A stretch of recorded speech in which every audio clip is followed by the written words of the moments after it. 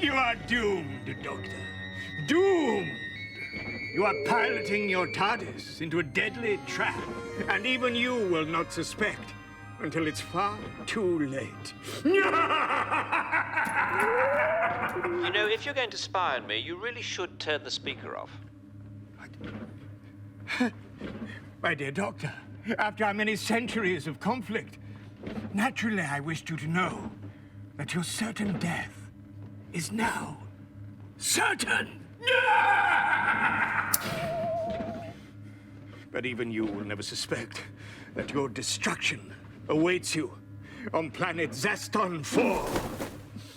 You only turned the picture off, I'm afraid. I can still hear you. I know that. Of course I know that. Curse you! Now, I wanted to talk to you anyway. I have some news that even my arch-enemy needs to hear. Meet me on the planet Tercerus in 2 hours relative time. And do try not to be late. Mock me while you may, Doctor. My revenge will be all the sweeter. And it will be a deadly vengeance. It will be the deadly vengeance of deadly revenge!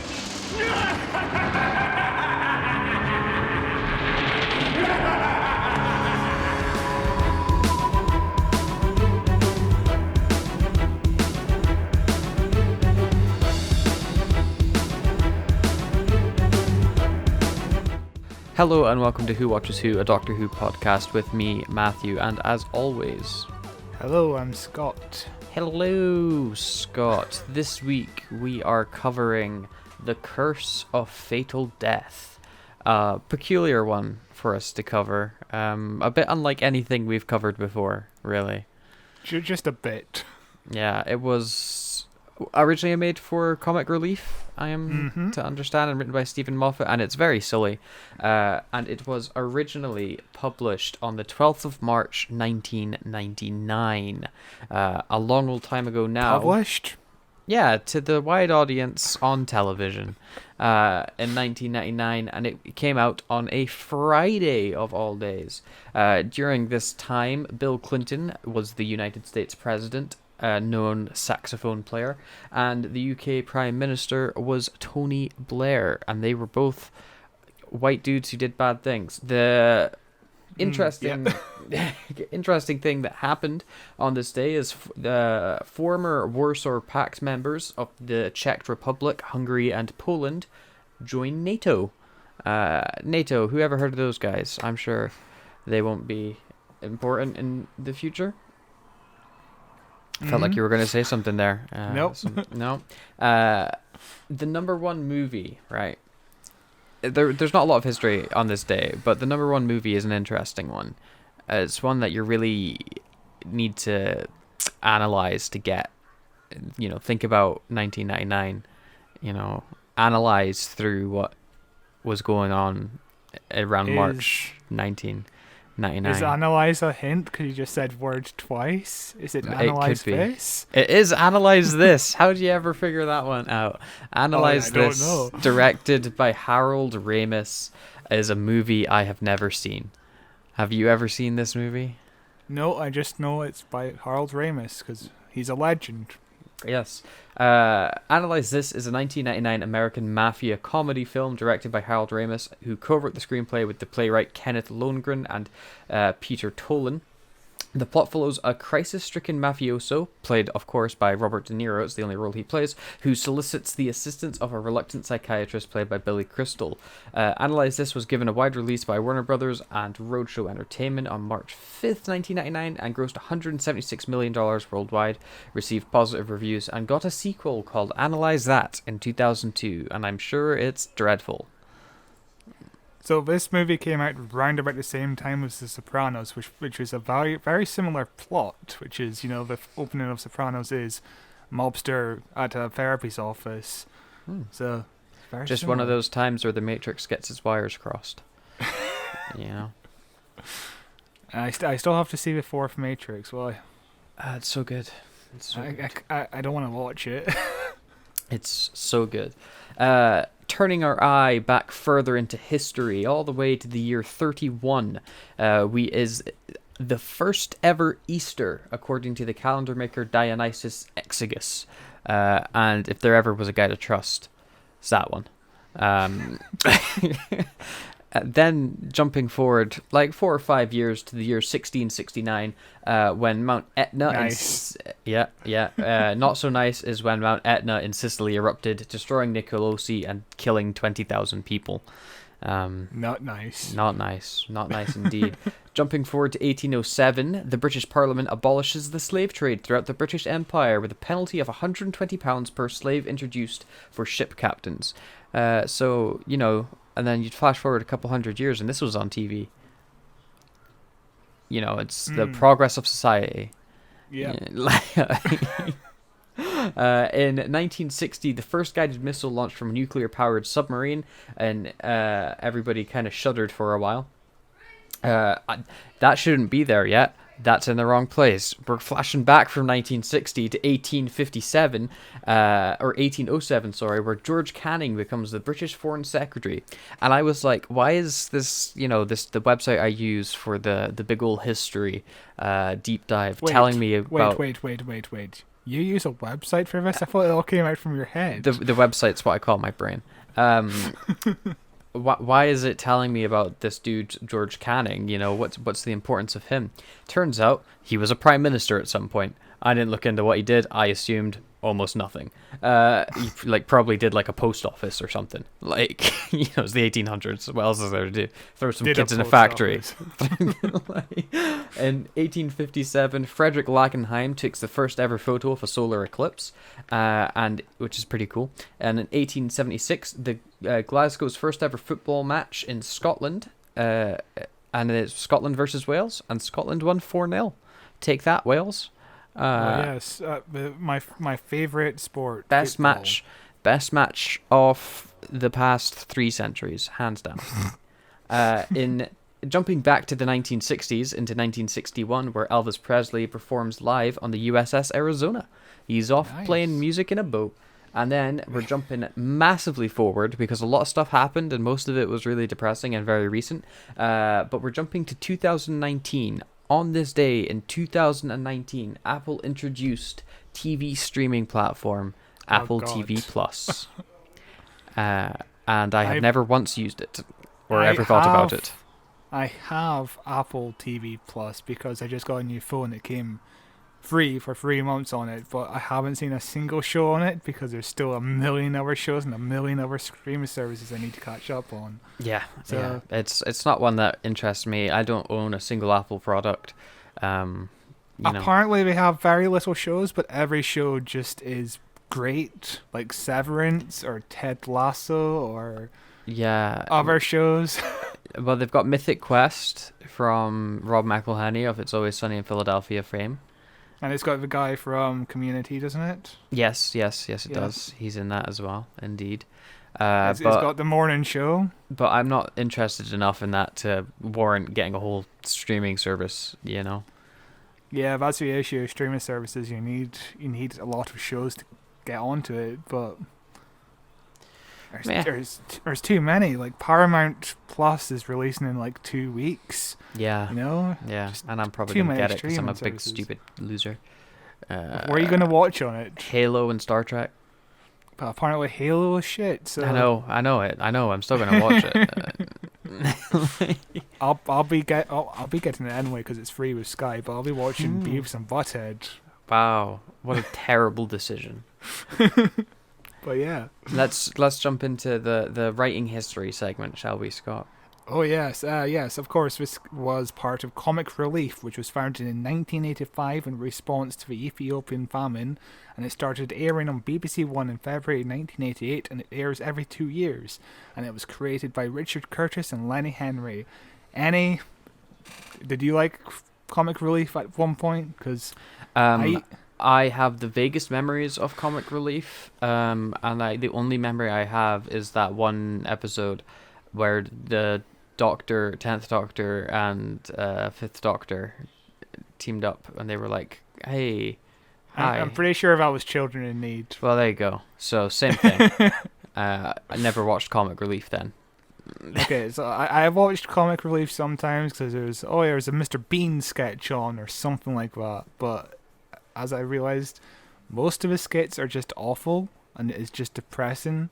And I never watched a single one after that. Like, yeah, it's not my cup of tea. But yeah, it was created by Richard Curtis, who's a writer-director. He made Four Weddings and a Funeral, Notting Hill, Bridget Jones, Love Actually, About Time, Yesterday, and on the TV spectrum he made Blackadder, Spitting Image, Mr. Bean, Vicar of Dibley, and Likes of working course, with Rowan Atkinson.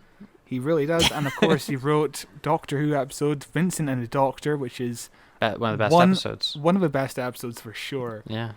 And of course we have Lenny Henry, who is a comedian, presenter, and actor. He was the Shrunken Head in Harry Potter and the Prisoner of Azkaban. Of course. He was in Broadchurch for an episode, apparently. Never watched Broadchurch. And he was in Doctor Who as Daniel Barton, if you remember his Spyfall 2-parter that kicked off Series 12. Of course he was in Doctor Who. If he was in Broadchurch, everybody in Broadchurch is in Doctor Who. That just makes sense, yeah. And of course, Lenny Henry's most known role is for the Lenny Henry Show, which is like a sketch show. And in 1985, he made a Doctor Who sketch as a fake 7th Doctor after Colin Baker was fired. So he was basically the first black actor to play the Doctor in a obviously non-official capacity, but still pretty interesting stuff. Yeah. So in the autumn of 1998, Curtis began preparing for the 1999 show. He was aware that Doctor Who was celebrating its 35th anniversary and thought it would create a lot of publicity for a fundraiser. So Sue Virtue was brought in to produce this special, and she worked with Tiger Aspect, the production company responsible for Mr. Bean and Vicar of Dibley. And Sue Virtue has two Doctor Who connections. The first one is her mother was Beryl Virtue, and she was Terry Nation's agent before he worked in Doctor Who. And her husband was a huge Doctor Who fan as well. Can you guess who her husband was? Whose husband is this? There's a lot of names in the go. Sue Virtue. Sue Virtue's husband. Okay. And her friend's husband was Terry Nation. If I'm understanding this story. Her mother was Beryl Virtue, and she was Terry Nation's agent. She was Terry Nation's agent. Her mother was Terry Nation's agent. Yes. Okay. And she's married to another Doctor Who alum. I'm gonna swing for the fences and say Tom Baker. No, her husband was Stephen Moffat. Oh, of course. Yeah, okay. Well, I was close. I couldn't think what era we were in. But of course, we're in 1999, aren't we? What we're talking about, yeah. Stephen Moffat. That's what I said. Okay. So Stephen Moffat had been working in the industry for quite a while at this point, for about a decade, and he was the writer of Press Gang. We've talked about him on The 11th Hour, which we did a year ago, which is crazy to think we've done that a long time. So he wrote a Doctor Who short story in 1996 and the occasional Doctor Who magazine article. And of course, he later became the head writer of the show proper. And yeah, he is hit and miss for me. What about yourself? You're a big Moffat fan? I love Moffat. I love Moffat so much. I think he's just a superb writer. You know. Why don't you marry him? I would. Why don't you marry him? I'm not really attracted to him. But everything that he makes, you know, he tries to make it good. Sometimes he doesn't succeed. Sometimes he over-succeeds and it's amazing. But he always at least tries to show off how big of a brain he's got, and I appreciate that. Yeah, he at least tried to take risks, whereas Chibnall, again, this is another podcast where I just bash Chibnall. Chibnall plays it too safe, and I'm missing Moffat. Nothing says playing it safe like changing Doctor Who canon existentially, you know? He just doesn't think it through. Moffat thought it through. Think it through. You know? He also plays it safe in quite a lot of areas, Chibnall, I think, but we'll talk about more Chibnall stuff another day. So Stephen Moffat was initially told that this sketch would be only 5 minutes long, and he wanted to cram in as many iconic Doctor Who imagery as possible, and he asked his friends what they remembered about the shows, and people came up with ideas such as the Daleks, the Master, the ability to change bodies, and the Doctor's period clothing, which are all obviously iconic parts of the show.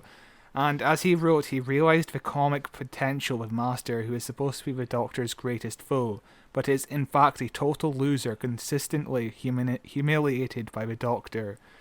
And Moffat realized he got carried away and accidentally wrote too much to fit a 5-minute sketch. And he was actually writing a Doctor Who comedy as opposed to a parody. And a lot of this, I would feel like 70% of this episode would later be used in his show proper. There's a lot of time travel concepts that are very Moffat time travel concepts, especially in that first sketch where he keeps falling down into the sewer and then appearing instantly, but he's older. That type of entering your own timeline streamy thing is very Moffat. Curtis loved the first script and agreed to make it more than 5 minutes, which was perfect as they could split it up into 2 parts and have a cliffhanger.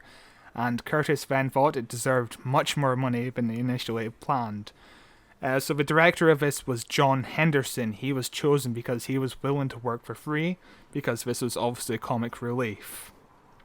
And the only way good talent were attracted was to have the project be made on a tight time scale, meaning they didn't have to work many hours unpaid. I think this was made over a period of 3 or 4 days, which is a really good production considering it was on such a tight time scale. Yeah.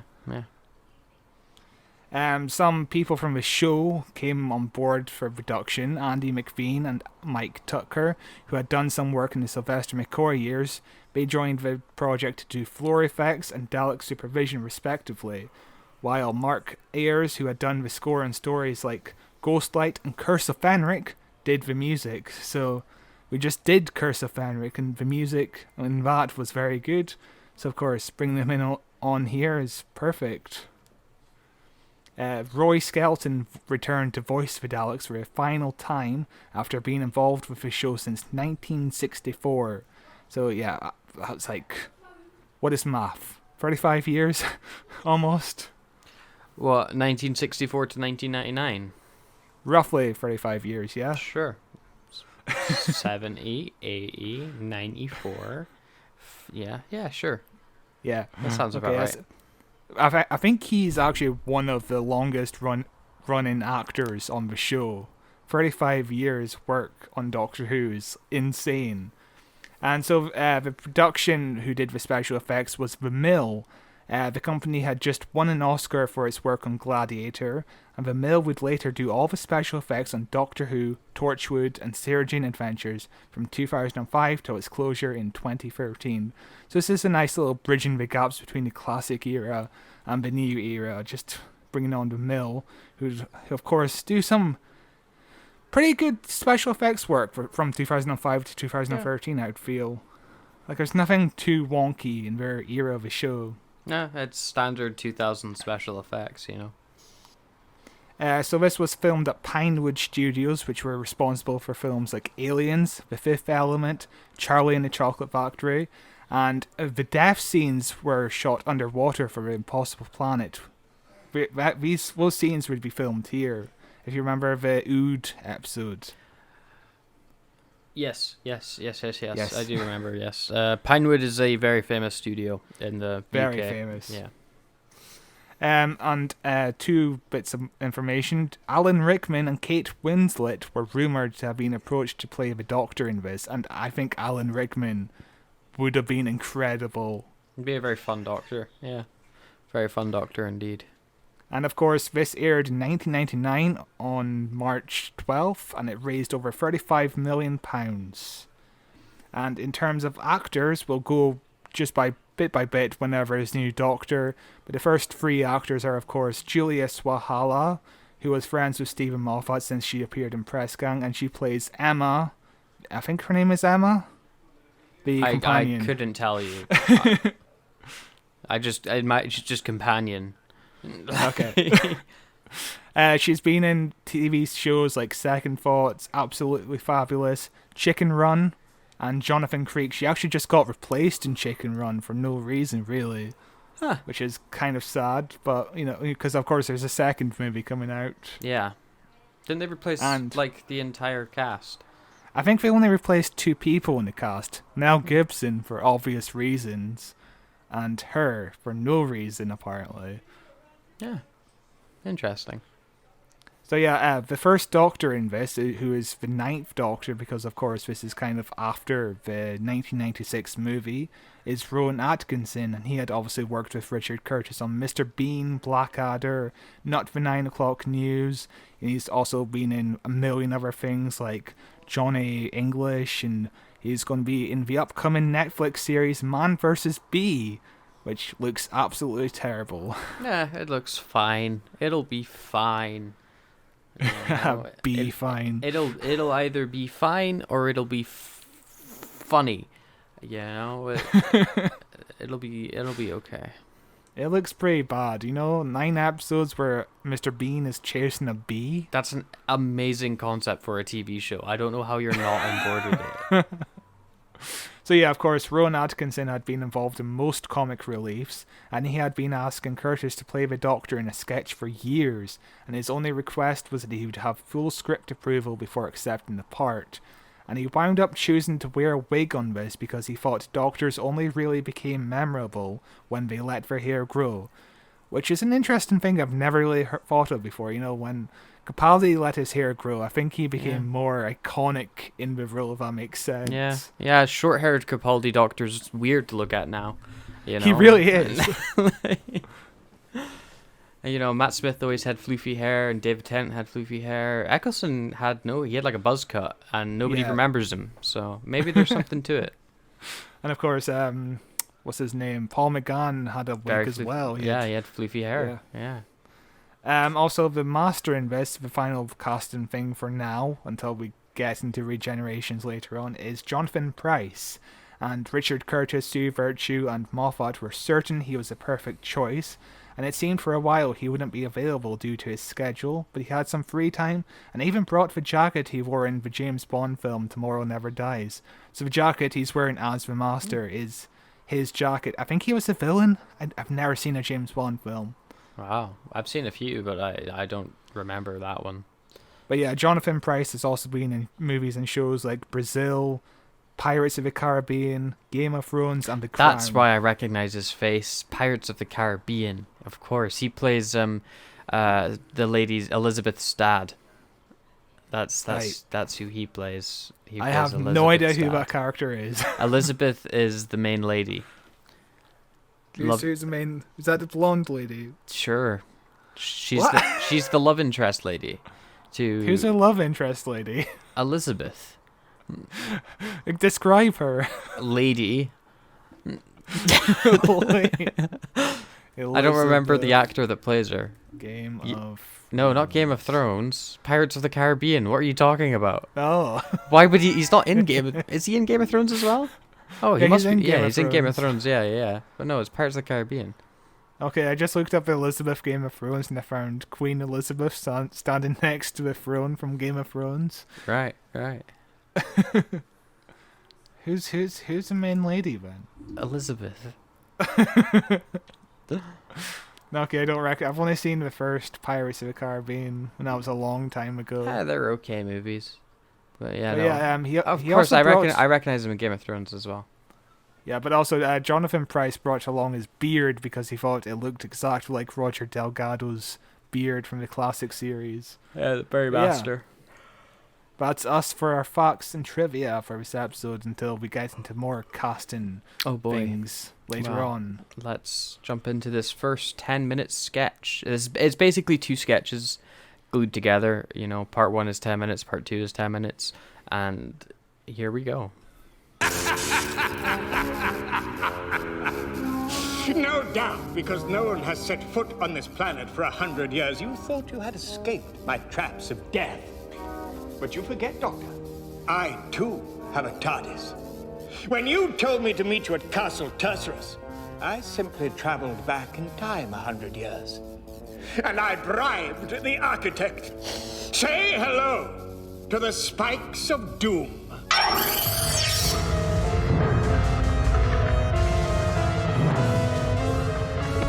Say hello to the sofa of reasonable comfort.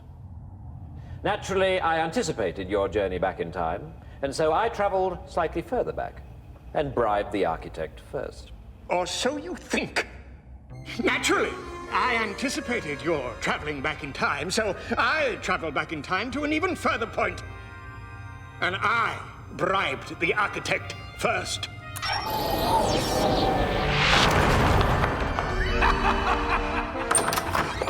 Well, naturally, I anticipated your journey back to an even earlier point. Doctor, will you stop showing off? You've got something to tell the Master. Just tell him.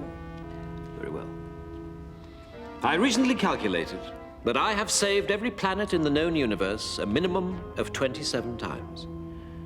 But you know, I have grown weary of all the evil in the cosmos, all the cruelty, all the suffering, all those endless gravel quarries.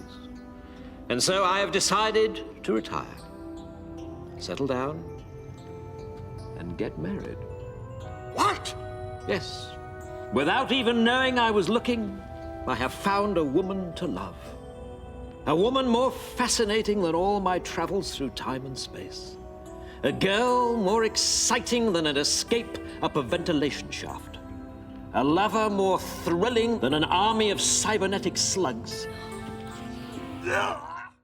So the episode begins with the Master inside his TARDIS, which isn't something we often see. And his TARDIS is green. The most evilest of colours. Yeah, we see his TARDIS in Classic Who quite a lot during the 80s especially, but yeah, it's something you've not quite seen because you haven't seen a lot of Classic Who. And, I didn't realise that the 80s took up all 60 years. It takes up a sixth of Doctor Who history is the 80s, so that's barely any time at all. Got you.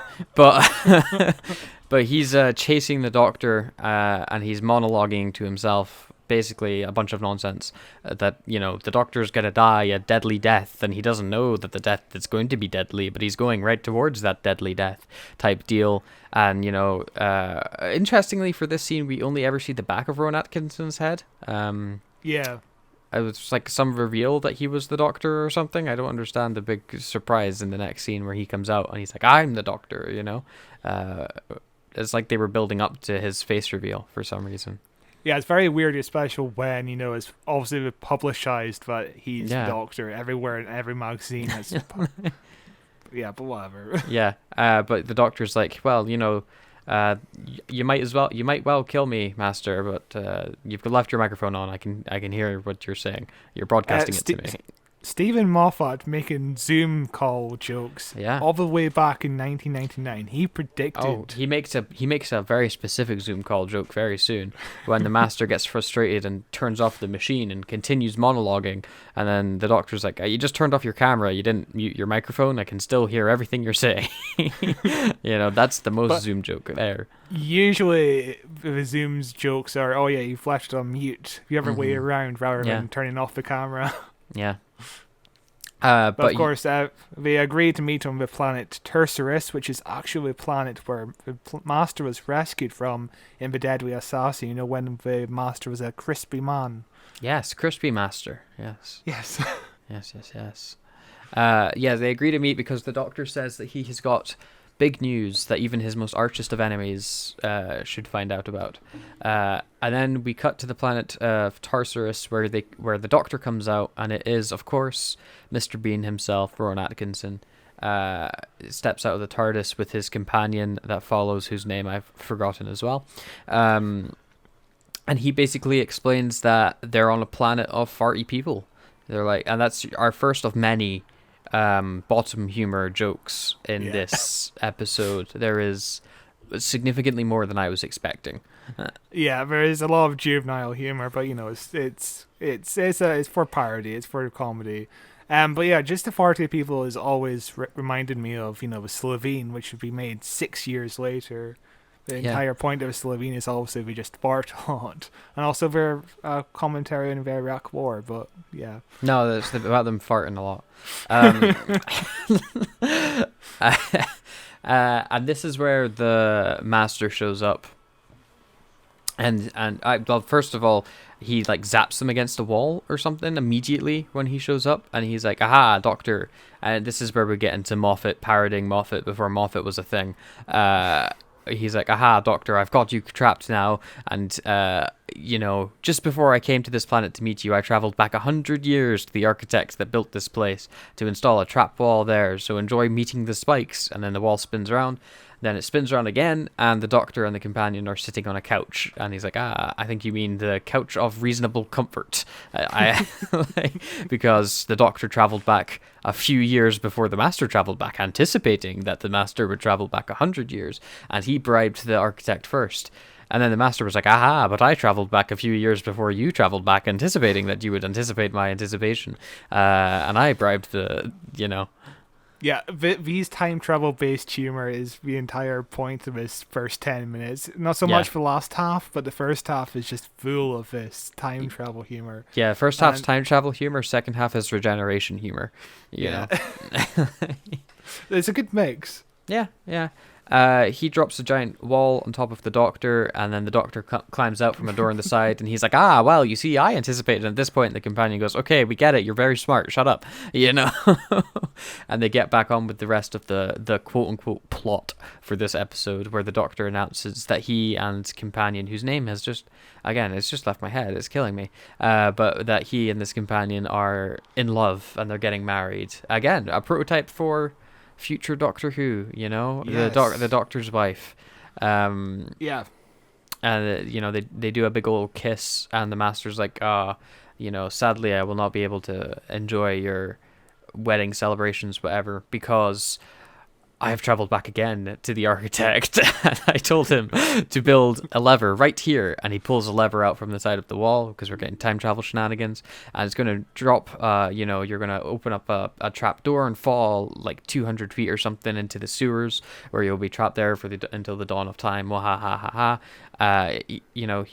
The companion goes to run, but the Doctor stops her running as the Master pulls the lever and becomes a cartoon character as his eyes open up, and he's like, oh no, and he falls down the lever because the trapdoor is underneath him all along, because of course the Doctor anticipated. This feels like the Roadrunner sketch, just them constantly up one in each other. But the whole love plot was written in just as a middle finger to John Nathan Turner, who was famously did not like the idea of no hanky-panky in the TARDIS, because he did not want the Doctor and companions to hug or kiss or anything like that, which was immediately broken with the TV movie where the Doctor only kisses Grace. And then broken every iteration since then. Yes. Yeah. Every iteration since. I was thinking the 12th Doctor didn't, but I guess River Song. River Song, Rose, and then Rose again, and then Amy kind of, and then Clara, and then the Missy, kissed Missy a few times. Which was kind of predicted by the end of this comic relief special as well. And now it's Yaz, although they've not actually kissed yet, as far as I'm aware. That's a good point. Yeah. Yeah. The most underwhelming character arc, the romance arc, the Doctor and Yaz, which shows up out of nowhere. It's a romance from, them Yaz just still being there. Everybody else left and Yaz is there. They go to leave now that the Master has fallen down the tube, but alas, he bursts through the doors looking a lot older, and they're like, oh my god, how are you here? And he's like, well, marched through the sewers, it took me hundreds of years, went back to my TARDIS, and I came back to this exact moment, so that I could, reap my revenge. Some perfect Moffat timey-wiminess there, and then he basically says that he's brought help with him, and he's brought the Daleks because they are the only aliens without noses, and he's just spent like 900 years in a sewer, which I was like, hey, they're not, there's Cybermen and there's all these other aliens that don't have noses, but I guess the Daleks are more iconic slightly than Cybermen. So these Daleks are actually fan-made productions rather than official BBC props. Really well put together. Same with the TARDIS interiors. They're just made by fans, and they look really damn good. Considering they look almost production quality, I would say. Which, to be fair, for 1980s Doctor Who wasn't that great, but great stuff overall. Yeah. And the Master also reveals that he has become part Dalek as well, and he removes his glove to show a plunger. And the companion's like, so what are you going to do with that? And you don't know, do you? Because, of course, at this point, the plungers had never been used for anything, had they? They've been used to, like, turn and open doors, probably.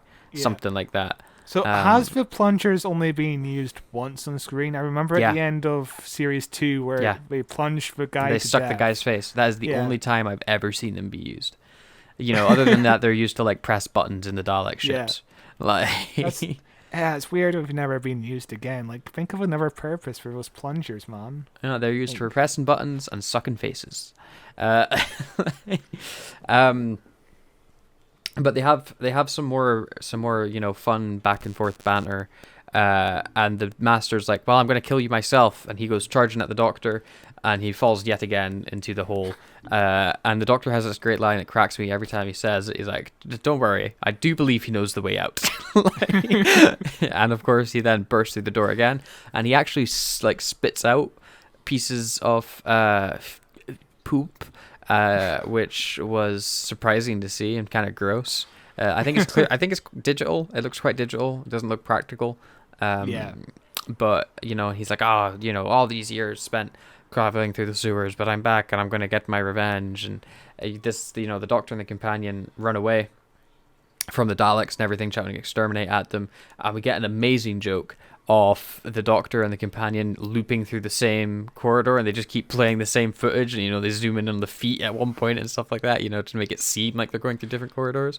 And as all this is like shouting and stuff's happening, the Master inadvertently gets pushed into the hole again, and then we get another very funny joke of him coming along with a walker, be like, oh, wait for me, as the Daleks are chasing them. At this point, the companion's like, oh my god, all these corridors look the same. A great classic Who type sentence.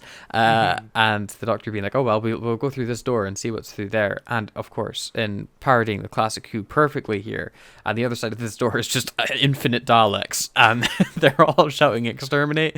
The Doctor's about to die. We've seen, how many times have we come to this point in our reviews where we, at the end of the episode, the Doctor's about to die? I thought it was perfect. But yeah, this is almost our time up with seeing Rowan Atkinson as the Doctor. So what do you think of Rowan as the Doctor? I think he's very, very good. I could see him on the actual show because he's... Same. I was surprised how straight he played it. Like, he played it, like, really straight. Like, he was just doing a version of the Doctor. I like his costume. I think his eyebrows are a bit weird, but other than that, I really liked his performance as the Doctor. He is excellent, and also Jonathan Pryce, even though he's playing it up and he's a bit very hammy, very hammy, yeah. But most of the Masters are a bit hammy, He definitely feels like a classic Who Master. Like he's doing a good job of carrying that classic Who energy. But yeah, I could see both of these men in their roles. It's just really good acting, and it feels like perfect. It feels like a perfect choice, even if it was played for laughs. I could see them being the Ninth Doctor and the Master respectively. I think they're really good. Yeah. But yeah, speaking of the cliffhanger, the original cliffhanger would have had Emma pressing the door control, not realizing the door leads to nowhere. Only the sky can be seen. And the cliffhanger is Emma trying to regain balance, and it freezes as she topples over the edge. Part 2 would have opened with Emma landing on a path 2 inches below the rampway. Amazing. So yeah, this was cut out because of how many shots we would have needed, and it's a bit of a nightmare trying to get it chroma keyed in and all that. But yeah. I think the Daleks is a funnier joke anyway. So yeah, part 2 would have opened up with the Doctor rushing to her side, shocked that she hasn't twisted her ankle, because all girls the Doctor knew seems to do that. The classic era of Tegan getting knocked out by a Dalek plunger and just being knocked out on her feet laying for down 3 the whole episodes. Time. Yeah. But shall we go into the second part of this sketch? Hell yeah. So, given that exterminating you would be the most sensible thing to do, why do they always change their minds at the last moment? I'll explain later. Behold! Once again, I have been augmented by superior Dalek technology, rejuvenating my physical form and granting me even more power over the cosmos. And I notice breasts. They're not breasts, okay? They're Dalek bumps. They can detect ion-charged emissions and operate as etheric beam locators at a distance of up to 20,000 light years. They're also extremely firm. What are you trying to say? Oh, nothing. Why are the Daleks helping you? What are you giving them in return? I have granted them secrets of the Zectronic energy beam.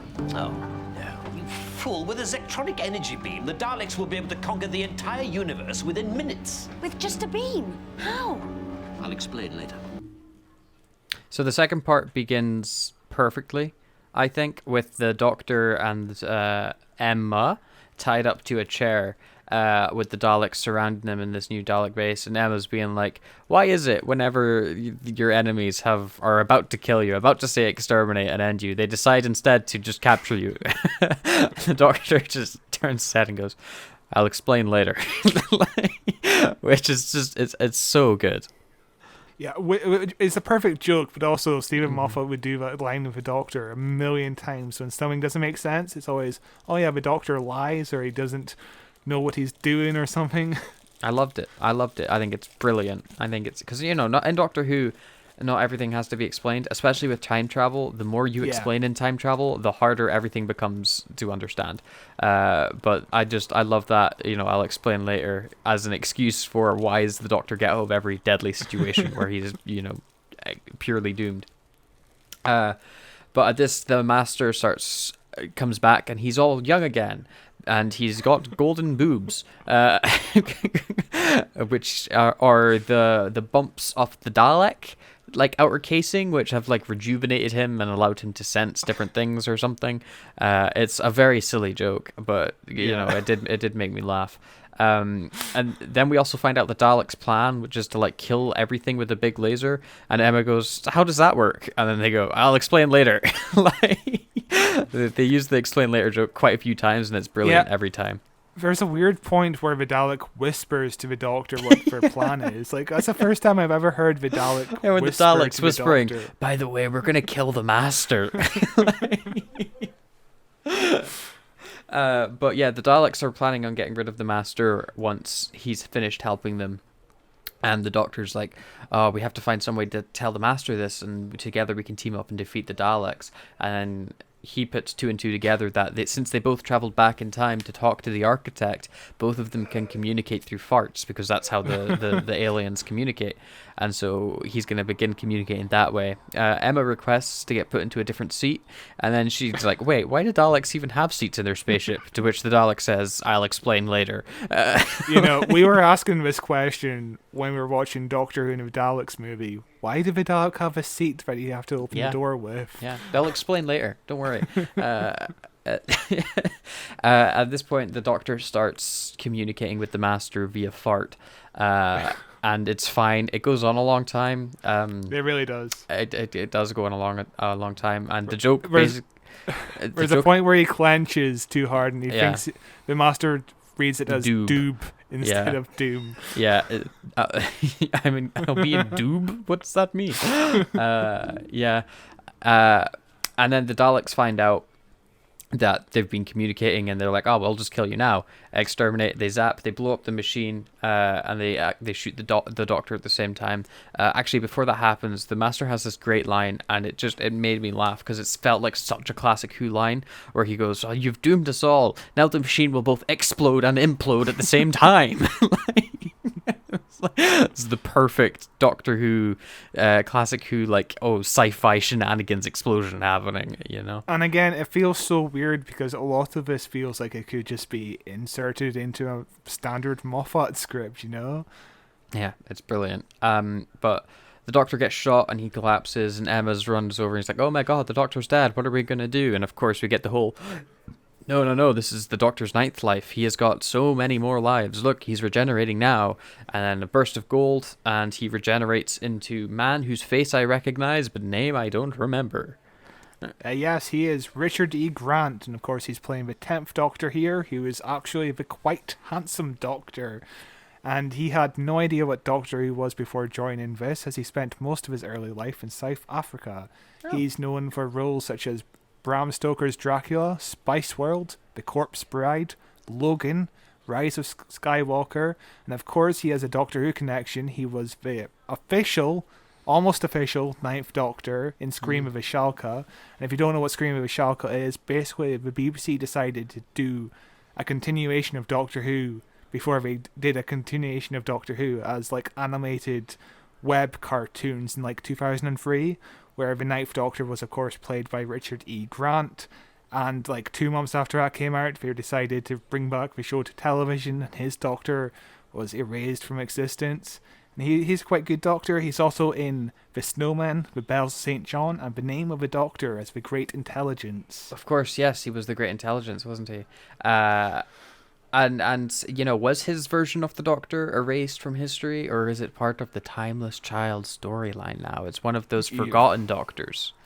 You can even say this Curse of Fatal Death is part of a Timeless Child canon. Yeah, you know? You could. It is. Yeah. 100%. This is yeah, canon. Yeah, Chibnall screwed so much with the canon. I love it. He just fucked everything up. I love it. Everything can be canon now. That's the best thing about it, you know, because before you'd have to kind of and ha and where does this fit and kind of squint your eyes and be like, oh, it could have fits in there. Now you can just be like, screw it. Like, yeah, why not? Why not? This can be canon. Like, the handsome Doctor. The quite handsome Doctor. Yes, of course. The quite handsome Doctor jumps up to his feet and he's like, oh, I just want to slip into something more comfortable. And then he looks a mirror, which to me felt very Doctor-ish, you know, licking a mirror. I swear to God, David Tennant, the actual 10th Doctor, did this at one point. I think it was in the Madame de Pompadour episode. I feel like he licked a mirror. The girl in the fireplace. I feel like he licked a mirror at one point in that episode where he walks into the thing drunk and he kind of licks a mirror. It's possible. I don't remember. It's a great episode. I don't remember him licking a mirror, but it's an amazing episode. I don't remember him licking a mirror at all. I just find a picture of a child licking a spoon. Weird. We'll cover that episode in a later date, and we'll find out then. We will. He starts, you know, hopping around, and he's like, the Master's like, of course you remember me, your archest enemy, as he reveals his 2 golden bosoms, which I thought was a hilarious movement, as the Doctor's like, oh, yes, of course, you're the camp one. You know, in which the Master's like, I'm not camp. You know, he kind of mutters to himself about the Daleks, like, of course I remember who the Daleks are, and he goes over to Emma. And he's like, you're my fiance, right? And they have this like back and forth exchange where he's like, do you still want to get married? And she's like, yeah, of course I do. You're really quite handsome. And of course, Stephen Moffat would later revisit this concept of somebody loving the Doctor past regeneration in, you know, with the 12th Doctor and Clara. Yeah. The whole, do I really still love the Doctor? That whole storyline, which I do not like. Handled a lot better with Clara than it is here, where she's just like, yeah, yeah, you know, and I wasn't into Clara being whiny that Capaldi was an old man either. We covered that in our Capaldi episode, or when we visited Capaldi's pilot. But I think Capaldi and Clara's relationship grew into something much better from that, you know. But anyway, then they go to leave, and the Daleks are like, our big kill laser is not going to work. And this is the part where I got confused. And the Doctor's like, I could save you. There's like, they're like, we're all going to die. And the Doctor's like, okay, I'll save you. Like, why would the Doctor loves killing the Daleks? Why would he choose to save the Daleks? Yes, of course, the 13th Doctor just loves killing Daleks, doesn't she? As did the 9th Doctor. And True. The 10th Doctor committed genocide on the Daleks like every Christmas, like or like the end of every season, you know. Yeah, it doesn't make sense, but you know it's not supposed to make sense. Yeah, it doesn't matter. It's just another reason to add in another famous person into the so he goes show. over to the machine and he's like, God, I'm going to be really good at rewiring machines, I think, in this body. And then the machine electrocutes him and he regenerates into yet another Doctor. Do you know this person? I sure do know his face. Great big bushy beard. So yeah, he is Jim Broadbent. He's the 11th Doctor, obviously, and he's the shy Doctor. He's known for roles such as Brazil, Superman 4, Moulin Rouge, Narnia, Hot Fuzz, Great big Indiana bushy Jones beard. 4, Harry Potter movies, and Paddington 2. Yeah, he's a great actor. Very, very good actor. And he's got an interesting doctor as well. A very interesting doctor. With this new doctor he's extremely shy of women in particular, and really nervous energy. He's kind of hopping about and not making eye contact. He's got this great line where Emma's like, "Look at me, doctor," and he goes, "In a minute." So it's just so funny. Yeah, he's the doctor we see of the least in this special, but he's very funny. He reminds me a lot of Jodie Whittaker when Graham goes up to her and is like, "I think I may have cancer again, doctor." And the doctor's like, "Oh, I'm just gonna walk over here because I feel quite awkward about this." Yeah, I don't like this. I'm really awkward here. But obviously in Jodie's one, it was a terrible choice. In this, it's very, very funny because it's a comedy. And he goes back to, he has a brief exchange where he thinks that the master's a woman as well because of his golden boobs. And then, he goes back to trying to fix the machine. He gets nervous about doing it in front of Emma, so he goes around the back to do it. And then we get a bang, an explosion. And very briefly, I thought it was Paul McGann coming out through that smoke because our next doctor has got hair exactly like him. And it's shocking. And of course, our next doctor is Hugh Grant, who is the fake 12th Doctor, and he's the handsome Doctor. Not the quite handsome Doctor, but he's the handsome Doctor. He's also a man that people still want to play the Doctor. Oh yeah, he was approached... Well, Russell T Davies tried to approach him in 2003 to play the 9th Doctor, but his request didn't get past his agents. And of course, he was obviously rumoured to be the 14th Doctor. And of course, that obviously never happened. For the better, I would say. I want to see Ncuti Gatwa over Hugh Grant. Yeah. And of course, you would know Hugh Grant from movies such as Four Weddings and a Funeral, Notting Hill, Bridget Jones, all directed by Richard Curtis, and also About a Boy, and also Paddington 2. Most of these doctors are from Paddington 2. I've never seen any of those movies. Neither have I. But I do recognize, I've seen him in some other stuff, yeah. Although I did download Paddington 1 and 2 on Netflix for my, I just went on holiday for a few days and I was going to download them to watch in the hotel room. I'd never had time to watch them, but... The first Paddington's great. I've not seen the second one, but people call it like one of the best movies of all time. Yeah. So I should probably see it at some point. They both look very charming. Yeah. So our new doctor comes through the smoke, kind of laughing to himself, and he's like, "I can't believe I just ran through 3 bodies in less than a minute because I forgot to unplug the machine," as he's holding the cable because he was trying to fiddle with the wires while the electric current was running through it and kept zapping himself. And that now he fixes the machine instantly. My question to you is, do you think it's ever possible for a real doctor to go through something like this, go through 3 bodies in one day? Or is there like a time limit to when you can regenerate? I don't think there's a time limit, but as long as they've regenerated, they still have that residual regeneration energy. If we think back to like David Tennant getting his hand cut off, when he got his hand cut off, he didn't like regenerate into a new body. Right, yeah. He just grew a new hand because he was still in the process of regenerating. It's not like an instant, zap. It's like, oh no, we're gonna slowly morph your organs. Yeah, it kind of feels like a perfect plan for the Daleks to just keep exterminating him. Just tie him up and just keep blasting him. Yeah.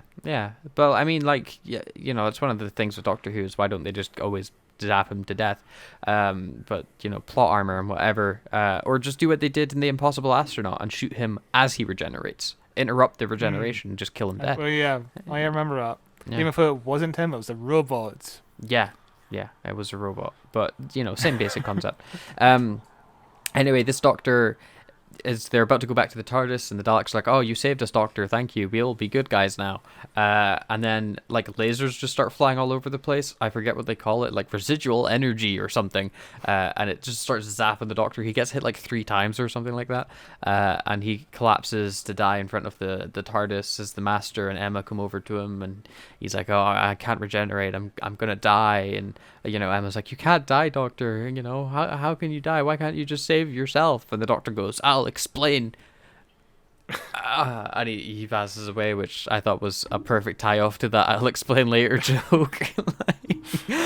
And yeah, this whole death scene is played really sincerely. There's not really any jokes after that point. It's just, oh yeah, he's dead. It's really sad. Yeah, and the Master pledges to become a good guy, and the Daleks pledge again to be good people. And everyone's kind of walking away slowly, and then suddenly the Doctor's body begins to glow, and everyone's like gasp, and Emma's like, "Oh my God! Even the universe couldn't be without the Doctor in it." You know, it's There are some nice touches in here where Emma calls him Father Christmas mixed with the Wizard of Oz, And which is Scooby-Doo. basically, yeah, Father Christmas in the Wizard of Oz was basically the pitch of the character Doctor Who in the first place in 1962. And she also says he was never cruel and never cowardly, which was later used by Yeah. Stephen Moffat in Doctor Who proper. I can't remember when it was used, but it was used quite often. It was basically his when it's mantra. describing what a doctor is. Yeah, you know. Yeah. But yeah, Hugh Grant as the Doctor. What would you want him as the Doctor, the real Doctor? Sure, why not? He's handsome white guy. Like he's got charisma enough to probably lead the role, and he's fine. Just a bit of a. I feel like he's almost too big of an actor to be the Doctor. You know, he feels too much like a celebrity casting. Yeah. But yeah, he regenerates into Joanna Lumley, who was actually named by John Nathan Turner as someone who could actually be a female Doctor back in the 80s. And so it was interesting that she got cast here, and she starred with Julia Sawalha in Absolutely Fabulous, who is of course Emma. So they're making a mini reunion here. I've never seen Absolutely Fabulous. I've no idea what the Never hell even it's heard about. of it. But Yeah, it's probably about something fabulous. it was a sitcom for years, and when it got made into a movie, I know nothing about it. But she was in The Corpse Bride, Magic Roundabout, and of course Paddington 2. Oh, I've seen the Corpse Bride. I used to really enjoy Magic Roundabout when I was a kid. If it's the really bad CGI one, I had that on VHS and watched it all the time. The fucking movie with Tom Baker as well. Yeah. It's a weird movie. Yeah. I remember getting weirdly dark at certain points. Good time. Yeah, it was really dark. And I watched it like a few years ago when I was more of an adult, and it's terrible. I'm It's sure. awful. Brilliant. Robbie Williams as the dog. I have no idea. Why? I just remember the good vibes that film had. You The know? good vibes. I bet you relate to the hippie, the rabbit, wasn't he? I honestly don't remember anything about the movie. I just remember I watched it as a kid and found it enjoyable, and I can remember like certain scenes in my head, but I couldn't tell you like any character or their personalities. There was the blue guy who was bad. Yeah. He had like he had a soul patch. Yeah, he was voiced by Ian McKellen, who was also in Doctor Who, and of course the hero was the red guy, played by Tom Baker. Yes. Okay. Interesting. I gotta rewatch that movie. Great time. And the snail was Frank Skinner. I don't know. Okay. we should do a podcast on that movie. But we should watch the terrible American one made by Harvey Weinstein. Oh no. Dun. So our female Doctor jumps up, and she's immediately thinking that she's got the same implants that the Master's got, and she's like, "Oh look, I've got the same thing as you did." And Emma's like, "Nope, those are just boobs." And she's like, "Really? I can see the on switch. Get it? This is she's a very sexualized female version of the Doctor. Sexualized for humor, not so much for grossness. All the Doctors were really, really sexualized in this. But Emma's like, "Oh my God, I'm not in love with you anymore because you're a woman and I'm not attracted to women."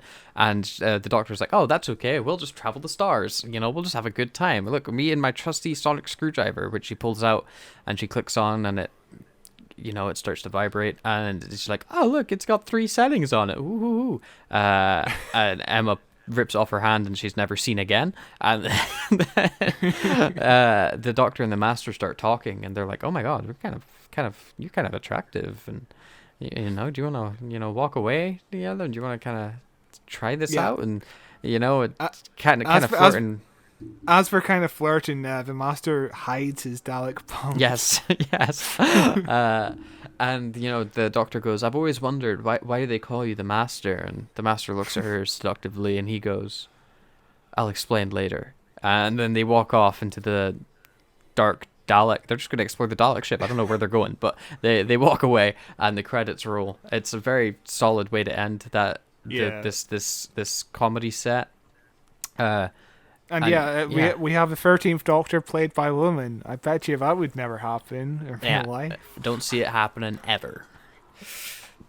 But yeah. an interesting way to write a female Doctor, but I'm sure Stephen Moffat was sitting there in the middle of the night in a dimly lit room, being like, ha ha ha, ha ha, just giggling to himself. You know? That's how I imagine he writes all of his scripts.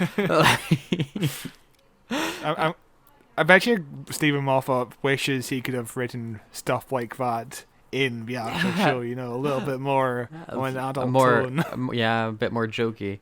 But yeah, no. What did you think about this? It's it's a very brief. It absolutely breezes watching through it just now, like it zips by. But what did you think about The Curse of the Fatal Death? It's certainly the best Doctor Who parody, joke thingy, McJigger, whatever you want to call it. You can obviously tell that Stephen Moffat absolutely adores the show. There's even behind the scenes footage of Stephen Moffat on set, and he steps inside the Dalek and he's like, "Oh my god, this is so much fun." He's having a blast writing this, and of course, imagine him like 6 years later being asked to write for the actual show. Yeah. And then 5 years after that, actually becoming the head writer, which is incredible. And yeah, you can tell he just loves the show, and that comes across. It's more of a loving parody than a let's just make fun of a shitty TV show that nobody likes. But a lot of parodies actually did for the first, 30 years of the show. Yeah, it's really fun. What do you think about it? Yeah, I thought it was really fun as well. Not a lot of the humor hit for me. I'm not really into the whole toilet humor style. I loved the parody to Doctor Who, though. I thought it was an amazing parody of Doctor Who. Like, it felt like you were watching like a high budget, weird Mirror Universe classic Who episode, And there were not to say there wasn't humor that didn't hit for me. There was loads of humor that did hit for me. The whole time travel jokes, the couch of moderate comfort, all of this stuff, absolutely amazing. Definitely worth watching if you've got 20 minutes to kill. It absolutely zips by, and it's just an interesting piece of Doctor Who history. It's on YouTube for free as well, Yeah. so which is Yeah. perfect, obviously. And I wish we would do more stuff like this. Just a fun non-canon. Just version not of taking Doctor the Who. show so seriously every now and Yeah. then is a nice little breath of fresh air, isn't it? Nice little break where the show's like, it's a silly campy sci-fi show and we know it is, but we all do still love it. There's also so much in here that just reminds you of what Stephen Moffat would later write for the show, which is it's a really interesting kind of retrospective on the entirety of Moffat's career of Doctor Who, just to see where it starts, and he basically borrows a lot of elements from this for his later stuff, which is really interesting to watch. Yeah, and I thought it was really good. I thought it was really good. But in the meantime, Scott, what have we got coming up next week? Coming up next week, we are doing Turn Left because we're very excited about Donna Noble returning to the show. And what an episode. Maybe she's playing an alternative Donna. Maybe this is an alternative Turn Left Donna that's going to be in the 60th anniversary next year. Could be. I doubt it, but it could be. Who knows? Yeah, who knows? But Turn Left, I remember watching that live when it came out, and it was just like jaw-droppingly good. So I'm so excited to revisit that. And in the meantime, you could send us an email at whowatcheswhopod@gmail.com with any, comments or questions that you've got Doctor Who related. Have you seen Curse of Fatal Death? What was your reaction to it? Who was your favorite Doctor? Scott turned his camera off just now, and it's back again. There we go. Look at that. Brilliant. Oh, it's in all HD. Oh, that's wonderful. I've lost my trail of thought. Email us at whowatcheswhopod@gmail.com and we will read it out at the end of the month in our news episode and reply to it. You'll also get a sneaky picture of my face. Maybe. Who knows? Email and find out. But this podcast you can find on Facebook at Who Watches Who, on Twitter at Watches Doctor, on YouTube at Who Watches Who, where it's available in video form. It is also available in audio form wherever you listen to your podcasts. There's a heap of links in the description. Scott's turned his camera off again. Why is he doing this to me? I'm trying to do. I'm trying to do the exit. I'm trying to end the episode. Don't leave yet. Leave when I stop talking. Then you can turn your camera off. Jesus, I don't even know what else I have to say. Follow me on Twitter at Cloth223, and in the meantime, go listen to more episodes or watch Doctor Who next week. Turn Left. the episode. Don't just turn left because I told you to. Unless you need to, in which case, Steve, turn left right now. You're going to miss the turning. Okay, right. Bye-bye. Bye.